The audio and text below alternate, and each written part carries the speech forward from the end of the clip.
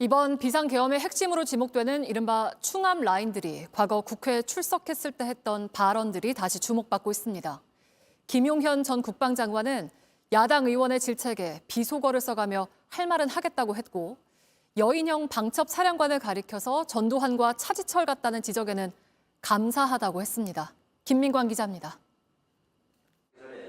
지난 10월 김용현 전 장관은 국회의원들 앞에서 답변 도중 비속어를 썼습니다. 군복 입었다고 할 얘기 못하고 가만히 있는 건 더 X이라고 생각합니다. 김 전 장관의 충암고 후배인 여인형 방첩사령관 역시 자신감이 넘쳤습니다. 방첩사 예산 공개를 요구하는 야당 의원의 말을 자르며 비공개가 원칙이라고 말했습니다. 잠깐만요. 정보위에서는 충분히 잠깐만요. 자료를 제출하고 있습니다. 멈춰주세요. 지금 뭐 하시는 겁니까? 의원님 왜 고함을 치십니까? 지금 뭐 하시는 거냐고 여쭙고 있어요. 제가 질의하잖아요. 제 질의 시간이잖아요. 의원님 왜 고함을 치십니까? 이런 태도를 놓고 신군부를 연상시킨다는 지적이 나왔지만 김 전 장관은 오히려 비꼬듯 대답했습니다. 또 여인형 방첩사령관 하는 거 보면은 전두환 차지철 같아서 아주 좋습니다. 감사합니다. 기세가 넘쳐가지고. 예, 고맙습니다. 그래서 이들은 말에 그치지 않았고 1980년 군사 반란을 일으켰던 전두환처럼 실제 비상계엄을 강행했습니다. 여 사령관은 부대 안에 전두환의 사진을 걸어두었습니다. JTBC 김민관입니다. 네, 국회와 선관위로 계엄군을 출동시킨 충암고 출신 여인형 방첩사령관은 부대 안에 전두환 씨 사진을 걸어도 논란이 됐던 인물입니다.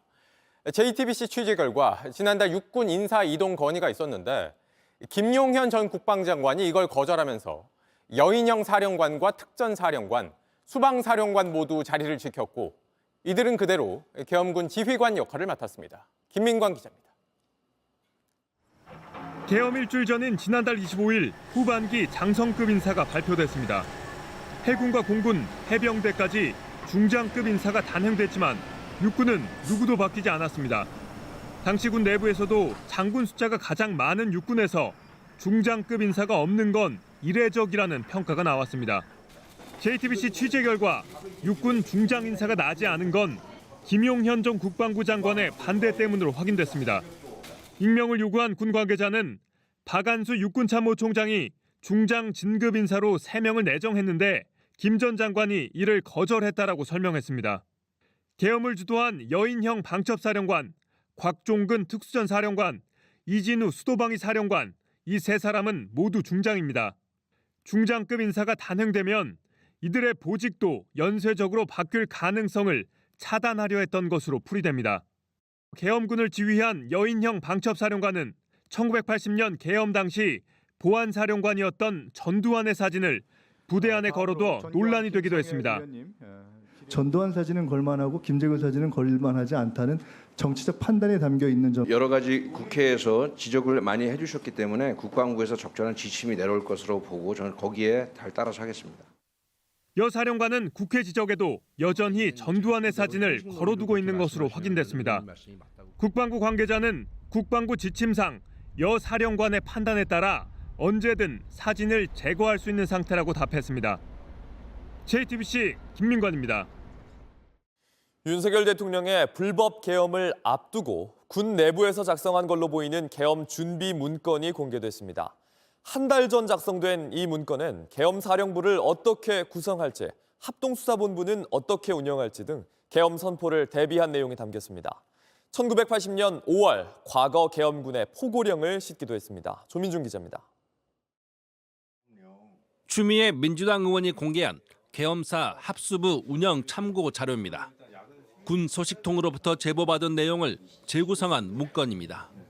추 의원은 이 문건이 여인형 방첩사령관 지시로 지난 11월에 작성됐다고 주장했습니다.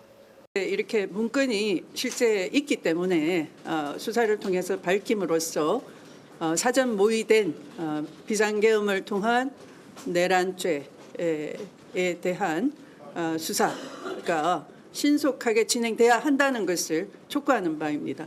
실제 문건의 내용은 지난 계엄령 상황과 비슷한 점이 많습니다.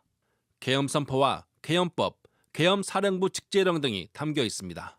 계엄사령관의 합참의장이 아닌 각군 총장을 임명할 수 있는지도 검토했습니다. 실제 지난 계엄령 선포 때 계엄 사령관으로 박안수 육군 참모총장이 임명됐습니다. 문건에는 국회의 계엄 해제권도 명시했습니다.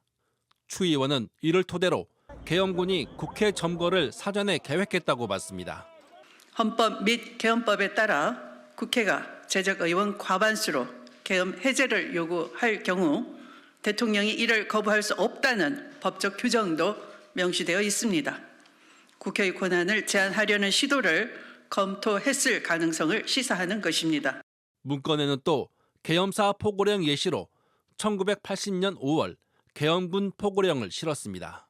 지난 계엄령 선포 때 발표된 포고령과 정치활동 금지, 언론 사전 검열 등의 내용이 겹칩니다. 이 문건이 계엄의 사전 모의 정황으로 인정될 경우 내란죄 수사에 중요한 증거가 될 것으로 보입니다. JTBC 조민주입니다.